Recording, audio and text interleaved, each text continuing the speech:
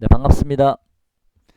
네, 9월 4일 오늘이 일요일입니다. 오후 3시 42분인데요. 자, 추석 연휴 잘 보내고 계시죠? 자, 오늘이 이제 연휴의 마지막 날입니다. 음, 우리가 연휴 기간 동안에 미국 시장은 연휴 첫날에는 좀 하락을 했죠. 뭐 약보합이라고 봐야 되지 않을까 싶은데요. 좀 하락을 했는데 연휴 둘째 날, 셋째 날에 미국 시장이 제법 상승을 했습니다. 그러다가 연휴 넷째 날, 미국 시장, 지난 금요일이었죠. 이번 금요일 미국 시장이 네, 트럼프 대통령이 코로나에 감염이 되면서 미국 시장이 좀 하락을 제법 했습니다. 지금 현재 차트 모양이 미국 나스닥 지수인데요. 어느 정도 제가 생각했던 것보다는 미국 시장이 저는 많이 빠지지 않았다. 의외로 좀 선방했다라고 저는 보고 있거든요. 저는 트럼프 대통령이 감염이 사상 초유의 일이기 때문에 좀 충격을 줄 수 있겠다 했는데 생각보다 나스닥은 물론 제법 빠졌습니다만은 의외로 좀 생각보다는 좀 잘 선방하지 않았나라고 보여지고요.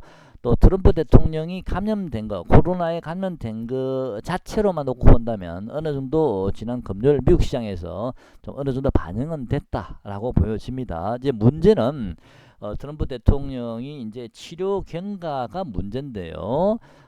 만약에 좀 더 위중해지게 된다라는 뉴스 블로그가 뜨게 되면 그때는 시장은 다시 한번 좀 출렁일 가능성도 한 번 정도는 더 있을 수 있겠다. 자, 그런 생각은 들고요. 만약에 그렇게 위중한 정도가 아니라면 시장은 트럼프 대통령의 코로나 감염 문제로 더 이상 좀 악재가 되지는 않겠다. 이제는 더 이상 지난 금요일 어느 정도 좀 반영이 감염된 것 자체로만 놓고 본다면 어느 정도 지난 금요일 반영이 됐다. 자, 그렇게 보고 있습니다. 미국 시장은요, 제가 연휴 들어가기 전에 마지막 영상 올려드릴 때 제가 결론적으로 미국 시장은 박스권이라고 여러분께 이렇게 말씀을 드렸습니다. 자, 미국 시장은 당분간 박스권입니다 말씀을 드렸죠. 이 박스권의 상단부가 11,000 대략 한 300포인트, 200 한 7, 80, 11,300포인트를 박스권 상단부로 봤고요. 하단부는 대략 1,500 정도를 박스권 하단부로 봤는데 미국 시장은 요 11,300을 돌파를 살짝 했었습니다. 그런 다음에 다시 좀 밀렸죠. 그죠? 자, 다시 박스권이라고 보시면 될 듯 하고요. 만약에 미국 시장이 11,300이나 330포인트를 돌파를 했다면 다시 상승 추세로 좀 전환을 우리가 조심스럽게 좀 예측할 수도 있었는데 상승 박스가 상단부까지만 가고 다시 밀렸습니다. 여전히 다음 주도 미국 시장은 박스권 내에서 좀 횡보할 가능성이 있어 보이지 않나. 이 고점을 바로 돌파하기도 좀 쉽지 않아 보이고요. 이 저점을 깨고 내려가기도 좀 쉽지 않아 보입니다. 당분간 미국 시장은 여전히 횡보한다라고 보여집니다. 자, 제가 메모장에다가 좀 이슈를 몇 개 적어놨는데요. 같이 한번 보시죠. 지금 이 시장, 현재 시장에서 가장 중요한 것은 이제 미국의 이제 경기 부양책입니다. 여러분도 잘 아시겠지만 민주당에서는 현재 2조 2천억까지 이제 낮췄습니다. 그리고 공화당에서는 1조 6천억까지 올려놨습니다. 그래서 전에는 이 갭 차이가 상당히 컸습니다. 그죠? 많이 컸었는데 지금은 상당히 많이 좁혀졌습니다. 그래서 원래 저는 저 개인적으로는 미국 경기 부양책의 타결 시점을 미국 대통령 선거가 좀 끝나고 나서 바로 타결되지 않을까라고 예상을 했었거든요. 왜냐하면 미국 트럼프 대통령이 보수 성향을 가진 사람 대법관에 임용을 하려는 움직임을 가지고 있지 않습니까? 뭐 그런저런 이유로 대통령 선거 끝나고 나서 당선된 사람의 영향에 따라서 움직이지 않을까라고 봤는데 트럼프 대통령이 갑자기 코로나에 감염이 되면서 아무래도 이제 이 공화당이나 민주당에서 좀 대승적인 차원에서 또 국민들의 여론도 좀 감안을 해야 되기 때문에 좀 타결 시점이 대선 이후보다는 이제는 좀 빨라지지 않을까 행보가. 그리고 또 그 금액도 지금은 이제 상당히 조금씩 축소가 돼 가고 있거든요. 2조 2천억하고 1조 6천억이면 이제 상당히 많이 근접해 돼 가고 있기 때문에 제 생각에는요, 저 개인적인 생각입니다. 앞으로 한 일주일 정도나 10일 이내에는 좀 타결이 될 가능성을 우리가 좀 높게 봐야 되지 않나? 그런 생각 개인적으로 한번 해보고 있습니다. 대선 끝나고 될 줄 알았는데 이 경기 부양책이 대선 이전으로 앞으로 일주일에서 10일 정도 요 후간 내에서 타결될 가능성도 우리가 조심스럽게 한번 좀 우리가 감안해야 되지 않을까라는 생각을 최근에 좀 하고 있습니다.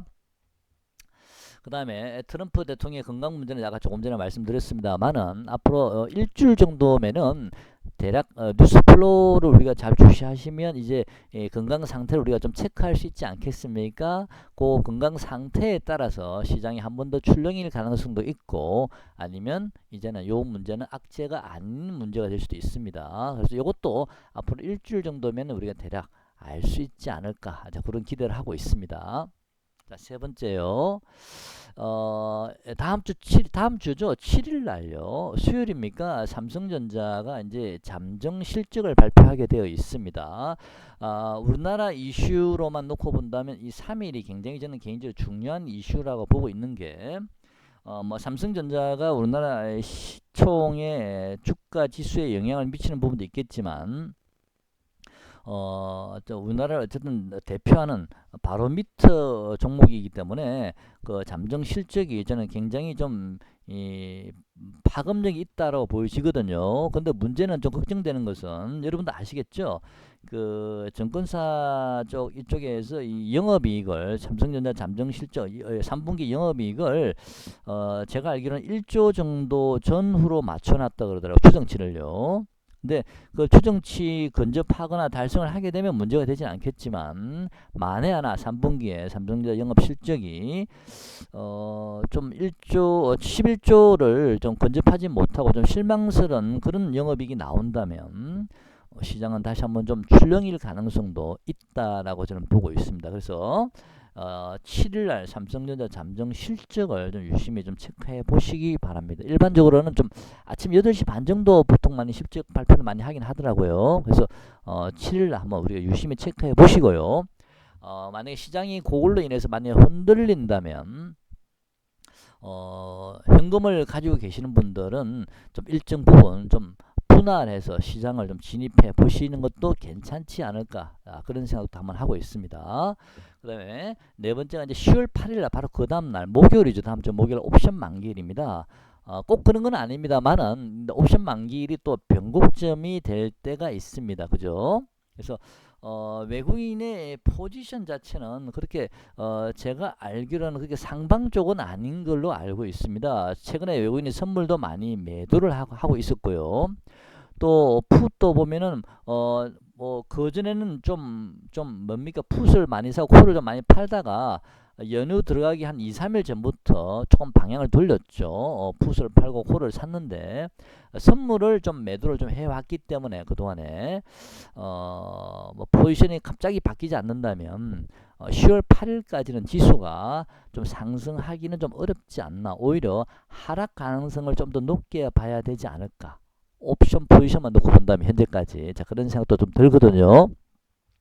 만약에 7일날 삼성전자 잠정 실적이 발표가 되면서 이게 만약에 악재가 돼서 시장이 흔들린다면 오히려 어쩌면 옵션 만기일에는 좀 하락의 폭이 덜할 수도 있고요. 어쨌든 요 7일과 8일 사이에 자, 우리나라 시장은 한번 흔들릴 가능성도 배제할 수가 없다라는 생각이 듭니다. 그래서 저점 매수에 관심 있으신 분은 다음 주 7일날 수요일하고 목요일날 요 양일간 기회를 좀 잘 보셔서 일부는 좀 포트에 주식 비중을 이제는 좀 담아 보셔도 단기적으로 좀 되지 않을까, 그런 생각이 듭니다. 물론 다음 주 수요일이나 목요일 정도면 트럼프 대통령의 건강 문제도 그때까지 우리 좀 어떻게 될지 모르겠습니다만은 어쨌든 지난 금요일날 트럼프 대통령의 건강 문제는 한 번 정도는 시중에 반영이 됐기 때문에 크게 위독하지 않다면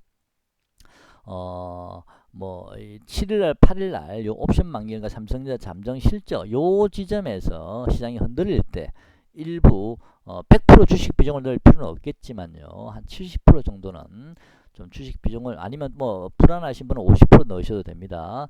좀 채워 넣으실 저로의 좀 기회이지 않을까, 저점 매수할 수 있는 그런 생각도 개인적으로는 한번 해보고 있습니다. 자, 다섯 번째, 이제 중국의 왕이 부장이, 외교부장이 10월 중순이나 말쯤에 방한을 하게 되는데요. 시진핑 주석이 이제 우리나라 방문이 올 연말이 될지 아니면 뭐年초가 될지 모르겠지만 그런 이슈가 한번 부각될 가능성이 있고요. 중국 관련주는 요 최근에 제가 좀 관심이 많다라고 말씀을 드리면서 호텔 신라를 좀 여러분께 좀 많이 최근에 말씀을 드렸습니다. 호텔 신라 같은 이런 면세점이나 또는 화장품 관련주요, 또는 여행이나 항공 관련주에 우리가 좀 관심을 가지셔야 되지 않을까 싶고요. 또 제가 지난번에 호텔 신라 차트를 보여드리면서 여러분께 말씀을 드렸습니다. 호텔 신라는 주가가 오른 게 없습니다. 주봉입니다. 오른 게 없습니다 라고 말씀드리면서 제가 이 차트를 예전에 꺼놓은 차트인데요, 저점을 조금씩 올리고 있습니다. 그죠? 그동안 전기차나 수소차들이 많이 상승을 하면서 이격도 많이 벌어져 있고, 지금은 그런 섹터들이 좀 어느 정도 가격 조정과 기간 조정이 좀 필요해 보이고요. 그러면 또 시장에 또 이 어떤 그 수익을 노리는 그 세력들은 또 새로운 종목들을 찾을 수 있을 텐데, 그 중에서도 호텔 신라라든지 이런 중국 관련주, 화장품주나 또는 여행이나 항공주 같은 코로나의 직격탄을 맞은 하나도 오르지 않은 주가 가격적으로 그런 종목들에 관심을 가질 가능성도 있다라고 말씀을 여러 번 드린 적이 있습니다. 이런 호텔 신라나 이런 중국 관련주들은 덜 올랐기 때문에 하락에 대한 부담도 별로 없다라고 말씀을 드렸죠. 그래서 현금을 쥐고 있기에는 갑자기 주가가 오르는 게 아니야 이런 불안감이 드시는 분도 있으실 테고, 또 주식을 많이 들고 계시는 분은 또 불안하게 또 빠지는 게 아니야 이런 불안하실 분도 있거든요. 자, 그런 분들은 차라리 안전하게 이런 주가가 하나도 상승하지 않은, 그러면서 최근에 좀 이렇게 기관 외국인 수급도 조금씩 수급이 개선되는 조짐을 보이고 있는 이런 호텔 신라나 이런 화장품주도 우리가 좀 관심을 좀 차례 포트에 넣어 보는 게 어떤가라고 몇 번 말씀을 드렸습니다. 자, 이 수소차나 전기차는 당분간 좀 쉬어야 될 듯 하고요. 그 틈새 섹터를 잘 찾아내셔야 되는데, 일반적으로는 뭐 3분기가 실적이 괜찮아질 만한 종목을 찾아내라 그러지만 그거 우리가 찾기 쉽지 않거든요. 공부를 굉장히 많이 해야 되고 찾기 쉽지 않습니다. 그래서 차라리 그럴 바에야 왕이 부장이 정상적으로 10월 중순이나 말에 우리나라를 방문한다면 한 번, 두 번 정도는 이런 섹터, 중국 관련 섹터들이 한번 좀 시세를 좀 내지 않을까라고 보고 있기 때문에 주가 오른 것도 별로 없고요. 그래서 이런 종목에 좀 우리 여러분께서 현금을 보유하신 분들은 좀 불안하신 분은 시장 자체가 좀 여러분 관심을 가져보시기 바랍니다. 지난번에 호텔 신라 말씀드릴 때 그때 가격이 대략 74,500원 정도에서 75,000원 정도에서 말씀을 드렸거든요. 지금 76,100원이니까 거의 제가 말씀드린 가격 정도나 거기서 한 1% 정도, 1.5%밖에 오르지 않았기 때문에 이런 종목들은 빠져도 추세선상 크게 빠질 자리가 별로 없습니다. 그죠? 자, 그래서 이런 종목 조정을 만약에 시장이 흔들리게 되고 조정을 받게 되면 이런 종목들을 좀 관심 가져보시기 바랍니다. 중국 화장품도 마찬가지고요. 자, 오늘 영상 여기까지 하고요. 제가 다음 주에 다시 기회가 되면 찾아뵙도록 하겠습니다. 고맙습니다.